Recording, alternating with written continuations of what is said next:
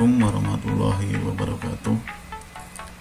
Baik, di tutorial kali ini saya menjelaskan tentang bagaimana menerapkan sebuah metode predictive maintenance yang kita kenal adalah analisis vibrasi menggunakan jaringan saraf tiruan.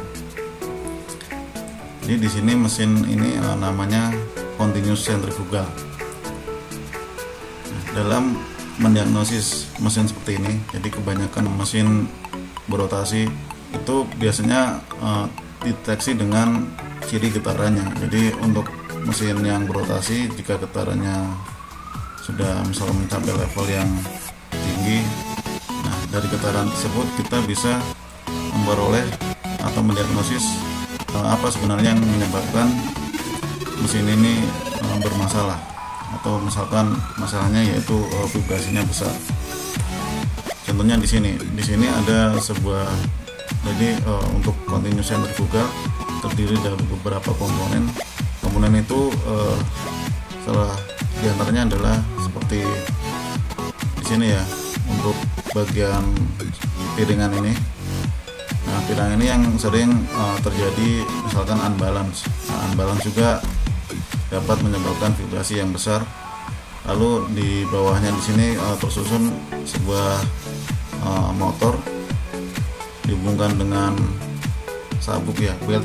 Untuk mendiagnosis mesin ini berdasarkan data getaran, kita perlu punya data getaran.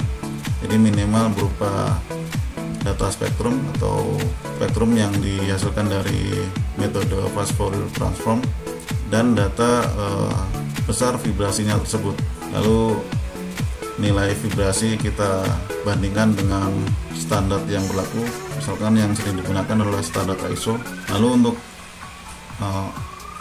setelah itu kan ketemu untuk kondisi mesin berdasarkan standar ISO. Selanjutnya kita analisis, misalkan di nilai vibrasi tersebut sudah tidak normal, maka kita analisis di data spektrumnya. Jadi di mana lokasi yang bermasalah, jadi titik kerusakan dari mesin ini di mana. Nah, itu bisa kita analisis dengan data spektrum. Namun untuk menganalisis sebuah data vibrasi seperti dari overall vibrasi dan spektrum tadi, itu membutuhkan sebuah knowledge dan pengalaman yang banyak. Jadi untuk misalkan orang awam jika melihat sebuah data spektrum dan nilai vibrasinya itu tidak mungkin tahu untuk kondisi mesin ini seperti apa dan salahnya di mana, itu tidak tahu. Jadi butuh belajar yang tidak singkat dan pengalaman dalam menganalisis data vibrasi. Untuk solusi tersebut banyak cara yang diterapkan, seperti saat ini banyak alat-alat yang dijual dalam mendiagnosis data vibrasi, dan biasanya alat-alat untuk vibrasi itu harganya sangat mahal dan tidak semua kalangan bisa membelinya. Lalu bagaimana cara kita memanfaatkan teknologi yang ada untuk agar data vibrasi itu menjadi mudah dalam mendiagnosis mesin ini. Jadi kita mudah membacanya walaupun kita tidak terlalu punya knowledge tentang dunia vibrasi.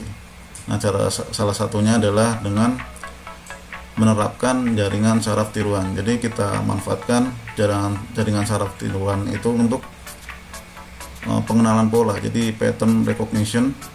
Jadi untuk mengenal pola, misalkan untuk masalah unbalance itu spektrumnya seperti apa, nah itu kita coba terapkan, kita latih dari jaringan saraf tiruan tersebut agar mengenali jika masalah misalkan muncul spektrum unbalance di mesin ini, nanti jaringan saraf tersebut tahu misalkan masalah di bearing atau di unbalance atau di misalignment. Nah, di sini langsung saya jelaskan bagaimana proses membuat jaringan saraf menggunakan data vibrasi untuk mendiagnosis sebuah mesin sentrifugal. Jadi kita masuk. Nah, dalam menganalisis vibrasi kita harus tahu dahulu, misalkan tadi unbalance itu muncul ciri-cirinya adalah satu kali radial. Di sini disebutkan ya untuk kebanyakan unbalance itu munculnya 1 kali radial. Nah, 1 kali ini maksudnya 1 kali RPM mesinnya. Jadi misalkan mesin ini 1500 RPM, maka 1 kalinya adalah 1500 RPM. Data spektrum itu dimuat dalam bentuk RPM atau Hertz, maka kita sesuaikan. Jika dalam Hertz, maka kita perlu bagi dengan 60. Ini 1500 dibagi 60, nanti hasilnya Hertz. Lalu misalkan misalignment di sini karakteristiknya muncul 1 kali, 2 kali, jadi 2 kali RPM-nya mesin. Misalkan tadi RPM-nya 1500, maka 2 kalinya adalah 3000, 3 kali. Untuk misalignment 1 kali, 2 kali, dan kadang 3 kali. Nah, untuk di sini untuk datanya, spektrum untuk contoh data original pengambilan dari sentrifugal ini seperti ini ya. Nah, di sini adalah contoh dari pengambilan atau pengukuran continuous centrifugal. Nah, di sini diketahui bahwa spektrum ini menampilkan sebuah karakteristik dari adanya unbalance. Di sini karena ada muncul 1 kali ya, di sini sebesar 6 mm per second, 6 lebih dimuncul, maka data seperti ini kita sebut unbalance. Nah, namun untuk analisa konvensional seperti ini, kita memerlukan waktu misalkan untuk 1 kali. Kita harus cari tahu dulu 1 kalinya ini apa benar ini di 1 kalinya. Lalu untuk garis-garis yang lain apakah tidak berpengaruh ke mesin, nah itu perlu perhitungan sesuai frekuensi dari setiap komponen di continuous centrifugalnya. Nah, untuk ini kan data sudah diketahui. Nah, ini nanti untuk data untuk tes. Jadi setelah sistem kita buat, sistem jaringan saraf kita buat, nanti kita tes apakah jaringan saraf tersebut mengenali bahwa spektrum ini adalah unbalance. Untuk mempermudah dalam pembuatan sistem jaringan saraf tiruan, untuk data ini kan terdiri misalkan dalam detailnya. Nah, dalam detailnya seperti ini. Jadi biasanya dalam alat ukur untuk penampilan spektrumnya seperti ini. Namun di dalamnya bisa kita ambil sebuah data lebih rinci. Jadi di sini berisikan tentang waktu, lalu ada frekuensi. Nah, biasanya di sini ada dua jenis. Kalau tidak Hertz, nanti dalam bentuk CPM atau RPM. Jadi CPM cycle per menit. Kalau ini kan Hertz, ini per detik. Nah, untuk merubah CPM ke Hertz itu dibagi dengan 60. Nah, di sini di rinciannya jadi dari 0 Hertz terus ke 0,25, 0,50. Jadi intervalnya adalah 0,25. Dan di sini mengandung sebanyak 1600 baris. Jadi untuk jika kita lihat dari 0 sampai dengan hampir 400 Hz, di sini 39,75. Nah, biasanya di alat bawaan atau di alat di software alat ukurnya itu juga terdapat sebuah aplikasi ya untuk memudahkan diagnosis, tapi biasanya masih perlu input yang banyak. Jadi kita harus menyamakan dengan nilai yang ada di sini. Apakah misalkan tadi ya di 1 Hz. Nah, untuk mesin ini untuk 1 kalinya adalah sebesar 30 Hz. Nah, 30 Hz jika kita lihat kan di sini 6,09 seperti yang ditampilkan di ini. Nah, ini adalah 1 kali, maka masalahnya ada unbalance. Namun untuk mencari frekuensi lain ini perlu ketelitian dan perlu waktu juga untuk mendiagnosis masalah-masalah yang lain. Nah, di sini kita memanfaatkan sebuah jaringan saraf untuk mempermudah. Jadi kita bisa input data ini, lalu nanti jaringan saraf akan menyesuaikan sesuai pengenalan pola yang kita latih.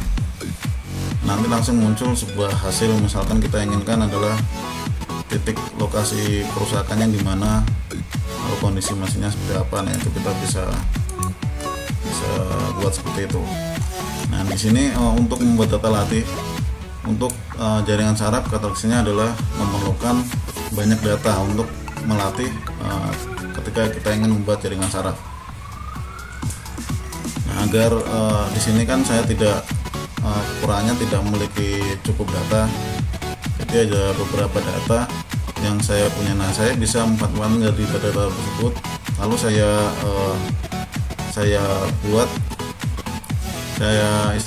buat simulasinya. Misalkan tadi unbalance, lalu bisa saya buat masalah yang lain, misalnya misalignment. Untuk misalignment mengacu pada sini kan muncul 1 kali 2 kali, dan masalah yang lain juga terdapat karakteristik yang berbeda. Nah, itu bisa saya buat jadi seolah-olah mesin itu mengalami kerusakan itu.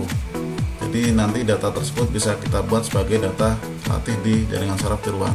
Nah, namun jika kita langsung membuat data latih ya, nanti sebagai data input, jika terdiri dari sekian banyak ini akan susah juga, jadi memerlukan banyak waktu. Nah, maka saya ambil komponen-komponen yang utama. Jadi misalkan tadi terdiri dari masalah yang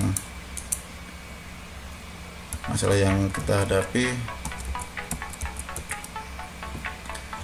Jadi komponen utama seperti 1 kali, lalu 2 kali, 3 kali, 4 kali. Terus misalkan di frekuensi bearing, frekuensi puli karena mesin tersebut mempunyai puli. Nah, maka saya buat komponennya seperti itu. Untuk mengekstraksi dari line-line utama atau garis yang penting diketahui seperti 1 kali, 2 kali, lalu untuk frekuensi puli, bearing, nah itu sudah saya buat untuk coding ekstraksinya.